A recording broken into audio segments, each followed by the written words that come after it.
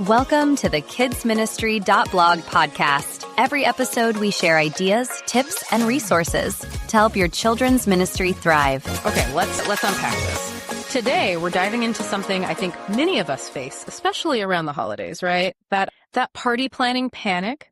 You've shared a really insightful piece. It's actually from kidsministry.blog, which might sound surprising, but it's called How to Throw a Christmas Party Without Having a Nervous Breakdown. And our mission today really is to pull out the practical wisdom for hosting a gathering that's actually fun. You know, fun for your guests, sure, but also, importantly, fun for you. Indeed.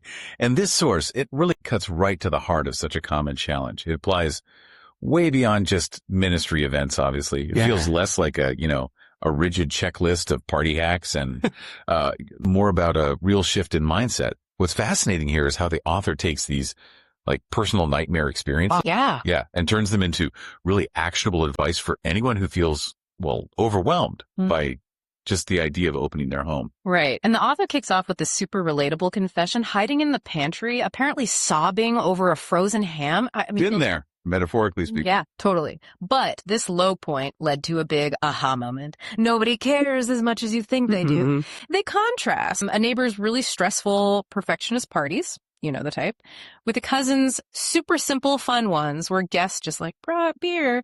The point being people come to be with you, not to judge your centerpiece. That's such a powerful shift, isn't it? Yeah. And the article digs into why. Why do we put all this pressure on ourselves?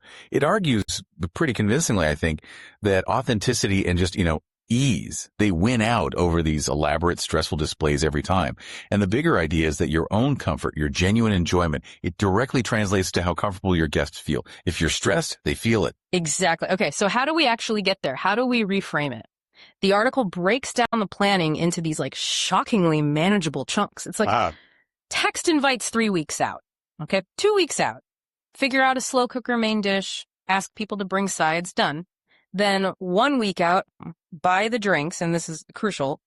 Clean the bathroom, just the bathroom maybe, and on the day. Basically, accept something will go wrong. Yeah. And pour yourself a drink. Yes.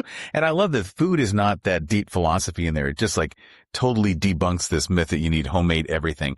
The author's current strategy, it's simple. One slow cooker thing, cheese and crackers, a bakery dessert, lots of wine. Simple. They even tell the story about ordering Subway sandwiches, cutting them into triangle. Seriously. And people ask for the recipe. It just shows how a little bit of presentation can, elevate store-bought stuff. Effortless almost. That's brilliant. And it's the same vibe with decor, right? Yeah. The message is basically your house is fine. Forget spending loads on decorations. The article says music, good lighting, maybe some string lights, that's enough. There's even this story where the power went out at a party. Wow. Yeah. And candles just made it atmospheric. And here's a really smart point they make. Dimming the lights makes the house cozier, sure, but it also makes people look better. Like an Instagram filter for real life. That's clever. And it really pushes us to ask, okay, how do we embrace imperfection when things inevitably go sideways? The article gives examples like an oven catching fire or a toilet leaking onto the food table. Oh my God, no. Right. But the key insight is your reaction is everything. It sets the tone. If you can laugh it off, maybe order pizza like they suggest, it just becomes a funny story, a memorable one, not a catastrophe. It's all about rolling with it. Okay, the biggest takeaway for me, honestly, was the advice to actually be at your own party. The author admits they used to spend the whole night stuck in the kitchen just missing everything. Now, the rule is work stops when guests arrive. Put a cooler of drinks by the door. And this is huge. For the love of God, say yes when someone offers to bring something. It's just about being present with your friends. That's the whole point, isn't it? Absolutely.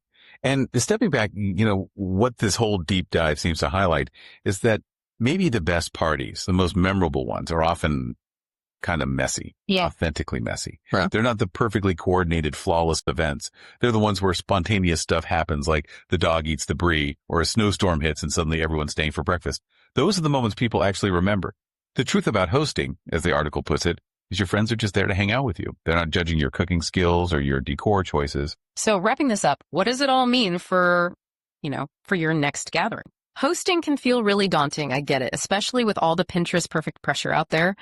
But the simple truth from this piece is your friends aren't coming with scorecards.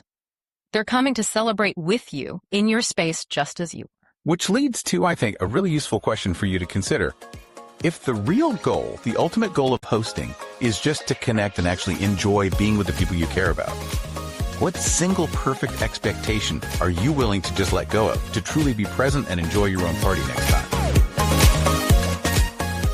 Thanks for listening. To find more ideas, tips, and resources, go to kidsministry.blog.